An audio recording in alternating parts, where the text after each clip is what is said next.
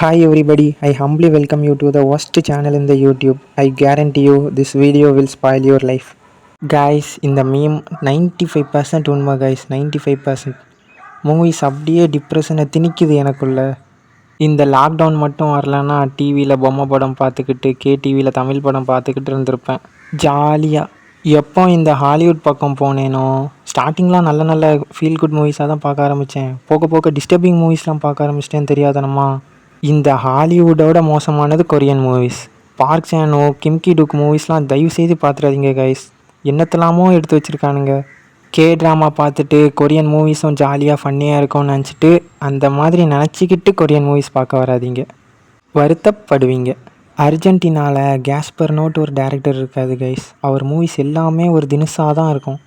நான் ஒரு மூவி பார்த்தேன் லாக்டவுன் அப்போ, இவரோட மூவி தான், நேம் ஞாபகம் இல்லை. படம் முக்கால்வாசி ஓடினதுக்கப்புறம் டைமர் ஓடுது கைஸ், குறிப்பிட்ட செகண்ட்ஸு. இந்த டைம் முடிகிறதுக்குள்ளே தேட்டர் விட்டு ஓடிடுங்க, இதுக்கப்புறம் பார்க்க போகிறது பயங்கரமாக இருக்கும்ன்ட்டு. when you are required to have a doctor's note but you have a PhD, not to worry, I have a permit. Actually guys, நானும் ஃப்யூச்சரில் PhD பண்ணுவேன். என் பேருக்கு முன்னாடியும் டாக்டர் வந்துடும். ரொம்ப ரொம்ப பெருமையாக ஃபீல் பண்ணுவேன்னு நினைக்கிறேன். உடம்பு பூரா மூளை இருக்குதுன்னு சொல்லுவாங்களா கைஸ், அது உண்மைன்னு தான் நினைக்கிறேன். நான் ஸ்கூல் முடிக்கச்சில் குண்டூசி சைஸில் தான் இருப்பேன். இப்போ நான் காலேஜ் ஃபைனல் இயர் படிக்கிறேன். லைட்டாக தொப்பை போட ஆரம்பிச்சிட்டு. ஸ்கூலில் படிக்கிறதுலாம் ஸ்டோர் பண்ண நம்ம மூளை மட்டும் போதும்.